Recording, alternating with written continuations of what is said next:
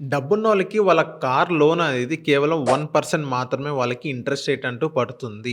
అదెలా అంటే, ఇప్పుడు అస్యూమ్ చేసుకుందాం ఒక 25,00,000 వర్త్ కార్ అనేది ఒక పర్చేస్ చేసుకుంటున్నారనుకుందాం. ఆ 25,00,000 వర్త్ కార్ ఏదైతే ఉందో ఫుల్ పేమెంట్ అనేది వాళ్ళు చేయరు. 25,00,000 అనేది వాళ్ళు ఎఫ్‌డి చేస్తారు. ఫిక్స్డ్ డిపాజిట్ అనేది వాళ్ళు చేస్తారు.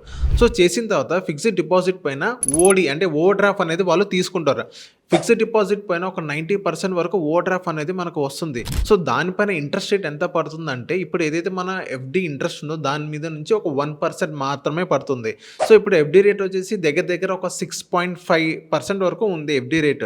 అండ్ నెక్స్ట్ ఇప్పుడు ఏదైతే మనం ఓవర్‌డ్రాఫ్ట్ గనక మనం తీసుకున్నట్లయితే దగ్గర దగ్గర 7.5% వరకు మాత్రమే పడుతుంది. కానీ కార్ లోన్ వచ్చేసి 9-10% మాత్రమే ఉంది.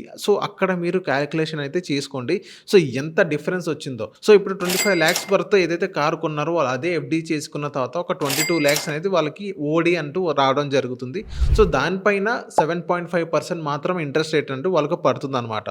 ఇక్కడ చూసుకున్నట్లయితే ఓవరాల్‌గా ఒక 5 ఇయర్స్ తర్వాత గనక మనం కాలిక్యులేషన్ చేసుకుంటే వాళ్ళకి కొన్ని లక్షల వరకు వాళ్ళు సేవ్ చేసుకోవచ్చు. ప్రాఫిట్‌లో వాళ్ళు మిగులుతారు. ఏదైతే వాళ్ళు 25,00,000 వాళ్ళు ఎఫ్‌డి చేసారో దానికంటే ఒక 3-4 లాక్స్ అనేది వాళ్ళకి ఈజీగా ఎర్న్ చేసుకుంటారు. అండ్ ఇంకోటేంటంటే వాళ్ళ కారు ఉన్నప్పటికీ కార్ లోన్ మొత్తం క్లియర్ అవుతుంది. అండ్ ఎఫ్‌డి చేశారు. ఎఫ్‌డి పైన కూడా వాళ్ళకి ఇంట్రెస్ట్ వస్తుంది. అండ్ నెక్స్ట్ ఏంటంటే అక్కడ no fee and no prepayment అనమాట. దీన్ని బట్టి మనం చూసుకున్నట్లయితే డబ్బున్నోళ్ళు ఇంకా ధనవంతులవుతున్నారు. పేదవాళ్ళు ఇంకా పేదవాళ్ళవుతున్నారు.